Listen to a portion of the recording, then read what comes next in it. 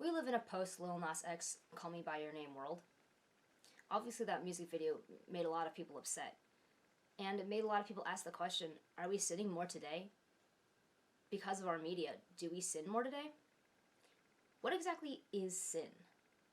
This sounds like going up into a Tucker Carlson monologue, but I promise we're going somewhere different today. Well, sin has been studied for centuries because defining sin is really difficult. Most people think of sin in the terms of the 7 deadly sins.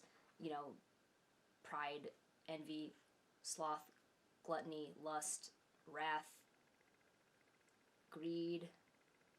I think it's all of them. But what about sin in other cultures that Christianity didn't really influence? Japan's one of these countries that Christianity didn't really gain a big traction in because of its strict rules about what could come in and out of the country around the time that all the other parts of the world were getting colonized by the West. Of course, that didn't really help Japan because Japan became a colonizing power on its own. Today I want to talk about how Japanese animation, otherwise known as anime, defines sin and relates to concepts of past philosophies of sin, specifically Western philosophies of sin. So, let's get into it.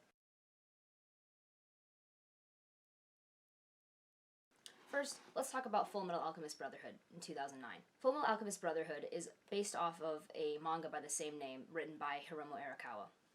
Fullmetal Alchemist is a very popular series. It is one of the most popular series on myanimelist.net.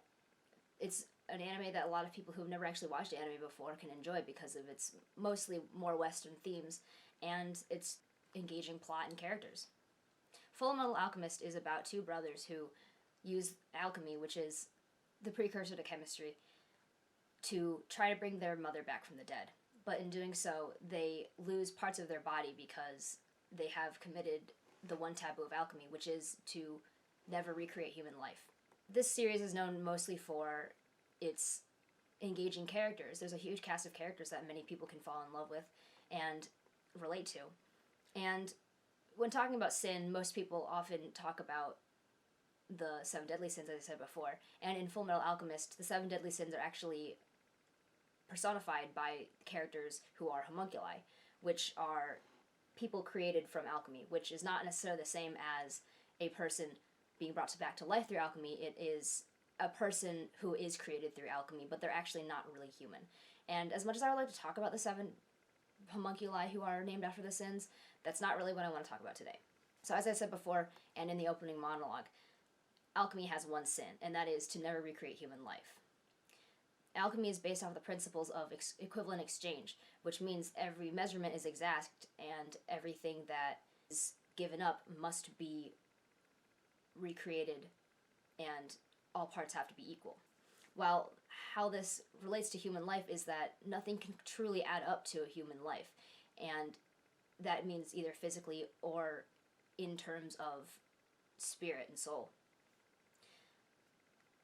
The Elric brothers try to bring back their mother, and in the consequence of trying to bring back their mother with alchemy, the older brother Ed loses his arm and his leg, and the younger brother Al loses his entire body and has to have his soul bound to a suit of armor.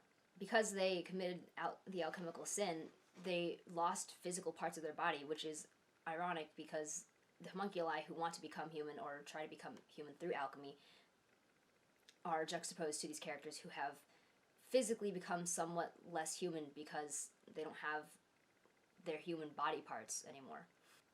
Others who have sinned include their teacher, Izumi Curtis, who tried to use alchemy to bring back her child, and in doing so, lost parts of her inner organs, which caused her to throw up blood a lot in the series. And, of course, everybody's favorite dad, Shao Tucker, who, if you know, you know, but tried to make a human chimera out of alchemy, which is fusing a person with another creature, like an animal. First with his wife, and then with his daughter. Sinners are also pulled straight to God, which is also called the Gate of Truth in the series. And this is where Al's physical body is kept until Ed can find the Philosopher's Stone to bring him back, or at least some other way to bring him back. Now, how does this relate to any kind of philosophy about sin? Well, let's talk about Anselm. Anselm lived around 1033 to 1109 CE. One of his philosophies is that God is the source and cause of all other beings other than himself. All creatures have a will, and that will is caused by God. In turn, bad actions are also caused by God, and in turn, sinful actions.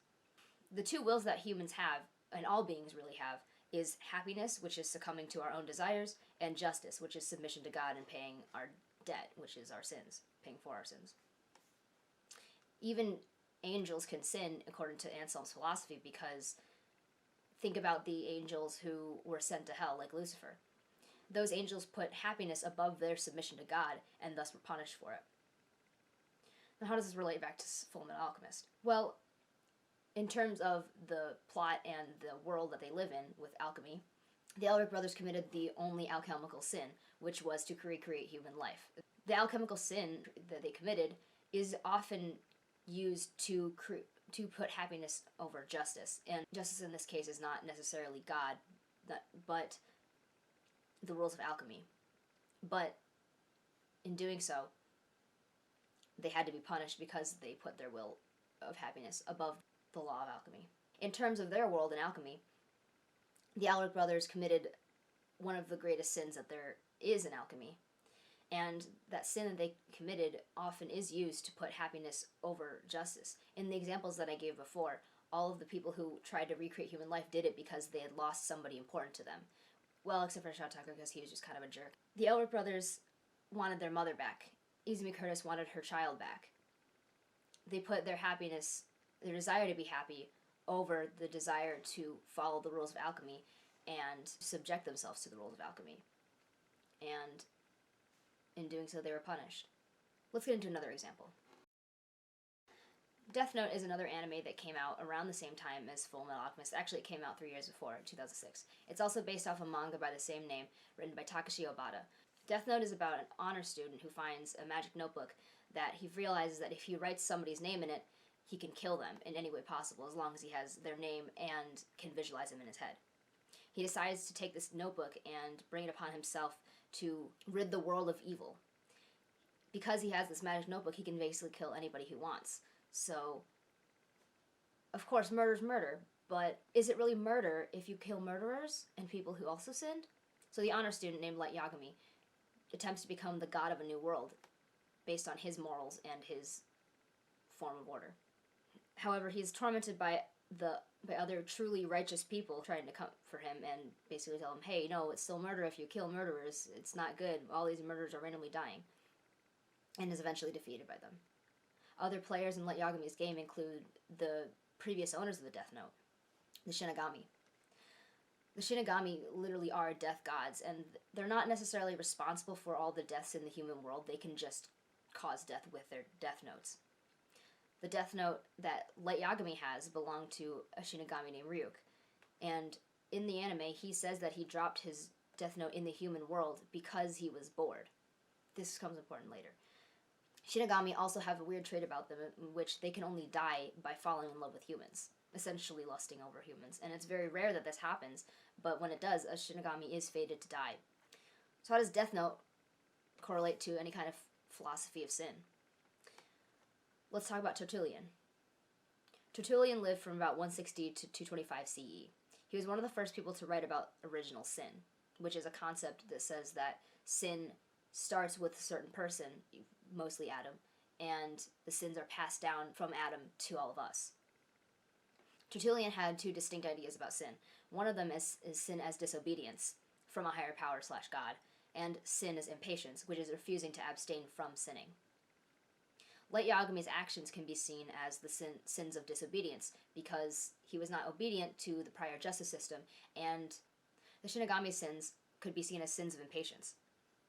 Ryuk is literally impatient to see something happen in the human world. That's why he drops his death note and basically causes all of the destruction that Light causes. In the end, Light is defeated by people who were obedient to the justice system. He is killed by a cop. And finally, let's get into our last example. I'm so sorry for this one. Beastars the anime came out in 2019, and it's based off a manga by the same name by Paru Itagaki. Beastars is essentially often called the hornier and grittier Zootopia, and I am not going to get into that part of it specifically, but I will be talking about the other disturbing part of Beastars. So Beastars follows a group of anthropomorphic animals living in a society and dealing with things like relationships and their desire to eat other people.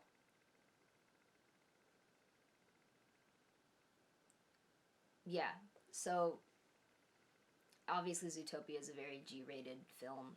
There's nothing that insinuates that the animals in that eat each other, even though the predation versus being a prey animal was a big theme about how society treats people, or the animals in this case. But that's another major theme in Beastars, and Beastars takes it to a much more adult level. Beastars follows a group of students who witness the death of one of their classmates due to somebody eating him.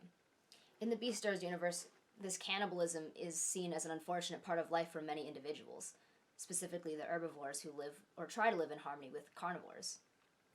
The series follows a wolf named Legoshi who struggles with his animalistic instincts to eat, but his morals and his desire to be loved by a rabbit girl named Haru conflict with this desire. Other animals in the series also struggle with the idea of whether or not their lives will be shortened because somebody eats them. This is seen with characters such as Louis the Red Deer, who is an heir to an extremely powerful business, but he was raised as livestock, as literal livestock for other people. And Haru, the bunny girl who Legoshi falls in love with. Haru realizes that as a small herbivore, she may be subjected to a world where she is constantly threatened by carnivores, and she must live with the fact that she might be eaten someday. So she chooses to live her life how she wants it. Other carnivores in the universe accept that cannibalism and eating meat is a part of their survival. And although they can't really eat other living people, there's a separate part of the town that allows them to engage in somewhat ethical meat consumption. I guess it's kind of up for debate because how it's truly ethical in a world with sentient animals. Anyway, there's a part in town literally called the Black Market, which is kind of what probably everybody thought a black market looked like when they were a kid, where there's just stalls everywhere, and when the police come, they just tear it all down. It's literally like that. But there's an area in town called the Black Market in which meat is sold for consumption, and this meat is somewhat ethically sourced, but never really ethically sourced. And other carnivores are seen going to this market frequently to get their meat intake, but Legoshi struggles with being able to consume any of the meat that is already provided at the black market because of his morals. Obviously, that seems pretty sinful in and of itself, and Beastars is an anime rife with conceived ideas of sin. So how does this relate to any kind of philosophy? Well, let's talk about St. Augustine. St. Augustine lived from about 354 to 430 CE. St. Augustine's philosophy of sin is that sin is in 3 stages. The first one is concupiscence, which is committing the sin of thinking about it. You're literally already committing a sin because you're thinking about committing the sin. You haven't done it yet, but you have thought about it. The second stage is contemplation. This is when you're more heavily considering it. You still haven't done it yet, but you're thinking about the consequences of it and how this will affect other people. And then the third stage is consent, which is actually doing it. This is obviously a pretty big part of the Beastars universe and Legoshi's struggles as a character. He first encounters Haru when she gets hurt and smells her blood and gets the animalistic urge to eat her. But he's able to stop himself because of his higher morals. Luckily, he never actually eats her. He does think he does in one chapter because there's this whole thing that happens. Other characters don't really see the cannibalism as a sin because it's just a part of their daily life. But is it still a sin if it's something they have to do to survive? Anyway, these were 3 examples that I could think of that connected modern animation to ancient philosophies of sin. And although I probably can't really say what sin is exactly, we can kind of see how sin has been defined through ages and is replayed to us in certain types of media. Are there any other anime that you guys think connect to these 3 philosophies specifically, or even a different philosophy of sin? Let me know in the comments, and don't forget to like and subscribe. And I'll see you guys in the next one. I'm sorry, Dr. Kirk. Bye.